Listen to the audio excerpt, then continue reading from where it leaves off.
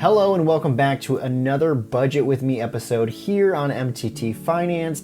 And today we're going to be looking at my budget for the month of October 2021. And let me just start off by saying that this month is going to be a little weird. Probably the weirdest month I've had so far since I've been tracking my budget. And that is mainly because of two different reasons. So let's start off with, I guess we could say, the bad news. And the bad news is I went on vacation, which I guess I really can't call that bad news, but the thing with me going on vacation, because this is the first time I've gone on vacation while tracking my budget, I really didn't factor in how much I was going to be spending on my vacation. Now, if you know me, you know I am not a big spender whatsoever, so it's not too big of a deal because even when I'm on vacation, I still don't let my financial guard down. I'm still very price sensitive. You know, you go on vacation, especially to an area like we did, prices tend to be raised and elevated, except for gas. That was a very nice reprieve to see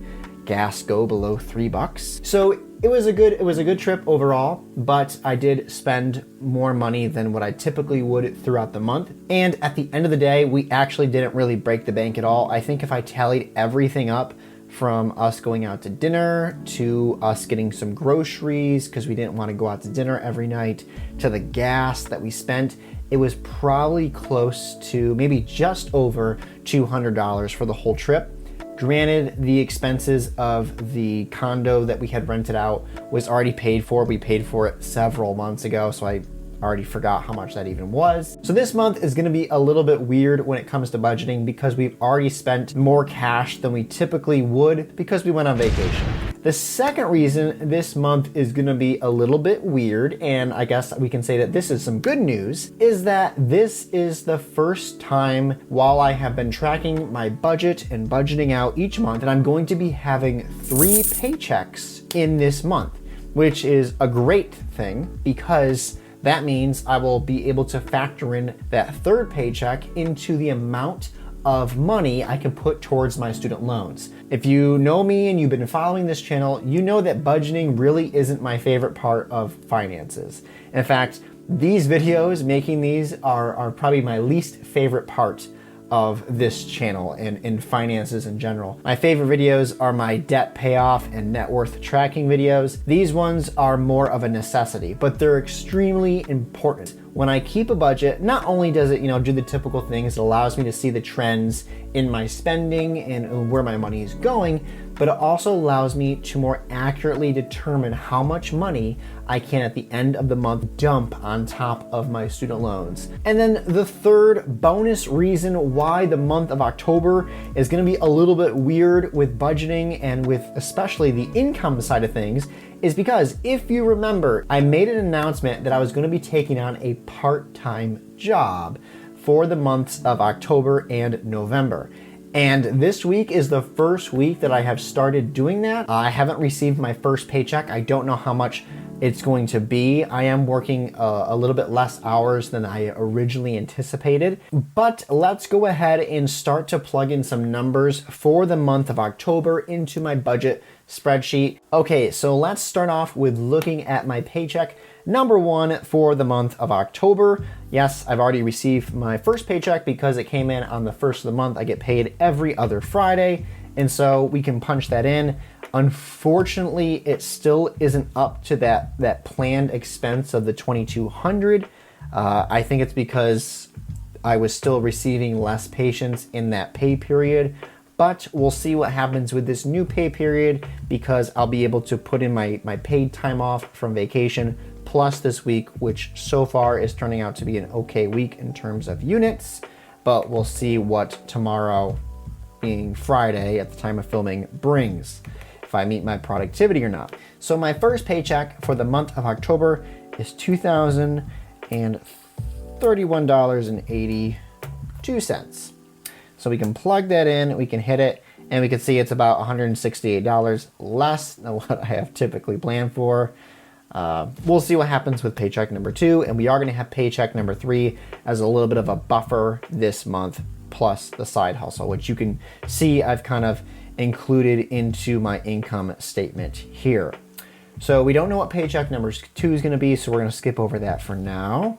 And let's move on down. I got paycheck number 3. Don't know what that's gonna be. Hopefully it's a nice and thick wad of cash in the form of a paycheck, which goes digitally into my bank account, so I don't even see it. And then there is I created a column for my side hustle. That's the candy business, which I'm being a part of seasonally to help out with some family friends of ours. I don't know what that's gonna be when I get my paycheck. I don't know if I'm getting paid this weekend or if I'm getting paid next weekend, if it's a bi-weekly thing. I haven't asked enough questions, but to me, it's like, whatever, I'll get paid when I get paid. Up next, we have the dividend amount, and I just checked my TD AMERITRADE account. It usually averages out to about $11 each month. Usually it's between $11 and $13, which of course, that all gets reinvested back into buying more stocks that pay out dividends, so that over time, that number will increase. Obviously right now, if you've been following this channel, you know that that's not my main goal with my finances right now. I would love it to be. I would love to just continue to increase my assets and buy more dividend stocks and have those dividends buy me more stocks. But unfortunately right now, I can't do that. I have to target my student loan debts. But once those are done, you better believe I'm gonna be building up my asset column as fast as I possibly can. So we're just gonna plug it in as around $11 for the dividend amount this month. Next up is the cash back amount for the month of October. And believe it or not, I actually have built up some cash back, and I just checked it and it was, I'm not gonna pull it up now, but I think it was 21, it was like 82 or 86. We'll say 82 just for the sake of saying it. And how I get cash back is through my Amazon Prime signature card. I think I said that right. It's the one that's gray, not the blue one. And basically I use that for pretty much every purchase I make. I haven't really set it up to make monthly bills. Maybe I can do that. Maybe that will add and help me get more cash back each month. Right now, I just use it for pretty much everything. It has its perks. I think I made a video about that a long time ago. I might have unlisted it. If I didn't unlist it, I'll leave it in the description or in the little bubble up here. It might be a little cringy because it was from a while ago. But that's what I use, and that's how I get my cash back. And then lastly, on the income side of things, we have my produce sales. Last month in September, I mentioned how I sold around $26 worth of produce. Well, actually, at the very end of the month, right before I went on vacation, I made another sale, not pepper related, actually tomato related, because I had tomato sauce I made, and that bumped it up to $46 in total for the month of September. Unfortunately though, for the month of October, I haven't really made any effort to sell anything, and I haven't made any money, which in the past months, I haven't really made much of an effort either. It just so happened that I had people who wanted to buy what I had made and grown. But oh well, we'll see what October brings. So before we move to the expense column, just to do a little overview, I set up this spreadsheet so that my total income that is planned is here in this box that just turned blue. I get paid on a commission basis, so sometimes what I plan to get paid isn't always what I actually get paid. And most of the months throughout the year, especially this year, it's been in the black, in the green. I've actually been receiving over what I had planned to get paid. And then it seems like as soon as I started filming and documenting my budget, everything went down and I was getting paid less than what I originally intended to get paid. But anyway, let's move on now to the expenses side of things. This is the red section down here. Most of the time, the planned expense is the same thing as what it's actually going to be. So there's not really a difference. So this column over here that I'm kind of dragging my mouse down right now, this usually just turns black and equals out to 0, as it should. Let's take a look now at these expenses. I'll plug them in as I know what they will be. If I don't know what it's gonna be, I'll leave it blank for now. And then I'll make the update video for the month of October and we can put them in then. So my mortgage, I actually have to fix this because I mentioned my mortgage is now not $1,000 even. It's unfortunately now $1,059 even. That's like an awful number. I'd rather it be 1,060. Whatever. And I already paid that, so we'll put that in. And as you can see now, the difference turns to 0 as it should. Moving on, next down the list is the internet. I know that Spectrum is going to try to charge me $64.99. I haven't called them yet because I've been on vacation, been busy. I'm going to see what I can do to get that back down to its original price, which was $49.99.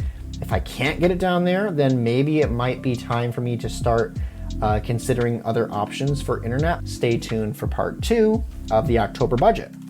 Next up is water, and believe it or not, the water company has not sent me a bill yet. I know it's going to be due this month.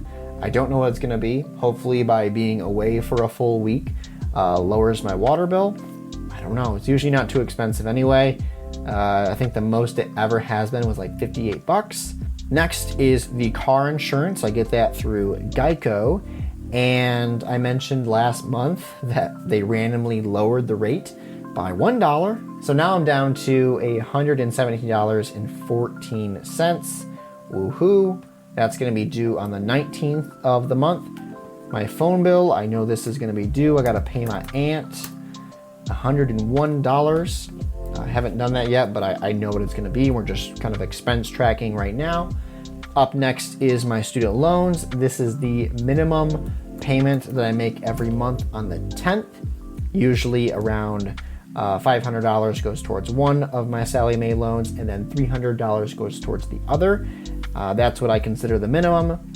Of course, after this is all said and done, whatever is left over in this net income amount here will then go on top of that $800 to continue paying off my student loans. Then there's the electric bill. Ooh, I do know what that is this month. I do know it is, I'm gonna round it. I know it's $91 and some odd number of cents, but I know it's $91, which is nice because the last few months it was higher, but I think now it's kind of equaling itself out, and we're down to $91, which, as you can see, is $109 less than what I had planned for, which was around $200. It's nice because this time of year, as the weather starts to change and the days don't get super hot and the nights don't get super cold, you basically can just leave any AC or heat off and just open the windows if it starts to get a little too stuffy or a little too hot. At nighttime, we usually have the windows open with a fan blowing, so we're cool when we want to be cool, and we're warm when we want to be warm, and we don't even have to rely on our central air and heating. So that's a nice bonus to this time of year. And let's look at the groceries now. So I checked the Mint app to see how much money we had actually spent on groceries this month, and we have spent $142, which isn't too bad. We usually buy all our groceries in bulk at the beginning of the month, and then kind of buy as needed to make it through the end of the month. And then usually within the first week of the next month, we then buy in bulk our groceries. We typically meal plan, which helps us out a ton with saving money on groceries. So groceries, $142 so far. Stay tuned to see what happens. You saw it last month. We went way over, like by almost $100. I think it was like $84 or $89 over. Let's see what happens for the month of October. Amazon Prime. Thank you for being consistent. I think it's $14. It's like $13.95, something like that. Anyway, Amazon Prime, get it out of the way. It's pretty much the only subscription service I have. I don't feel like getting any more. Next on the list is gas, and this is gas for my vehicle. Actually, we're not doing too bad so far. Gas prices are through the roof, especially in New York. So as I said earlier, we went on vacation in Myrtle Beach in South Carolina, and it was so nice being able to buy gas for less than $3. I think the cheapest I saw was $2.72, and it was also extremely nice to be able to use my GetUpside app, which I've mentioned here on the channel. I haven't put it to practice too much, particularly because in my area, I live in a very small town, and most of the gas stations that I would even get a cashback from using, it's so minimal, and it's like not near my house, and so it's not even worth going to. But when we were going towards a big area, going down and being on Route 90 and going to South Carolina, pretty much any gas station I want to go to, I would be getting a considerable cashback from using. Usually anywhere from 10 cents to like 20, I think 22 cents was was the most I got on one of my cashbacks. And so I was able to rack up a good amount of, a small amount, but a good amount of cash back just from going to the gas station, something I was already gonna do. It's also not just for gas. You can use it at restaurants, you can use it at grocery stores. I haven't found a grocery store even near me that works with the app, but maybe you're lucky, maybe you live in a bigger area and there's more options for you. I will leave a link down in the description. You can use my referral code. If you use my code, I get a little kickback from that.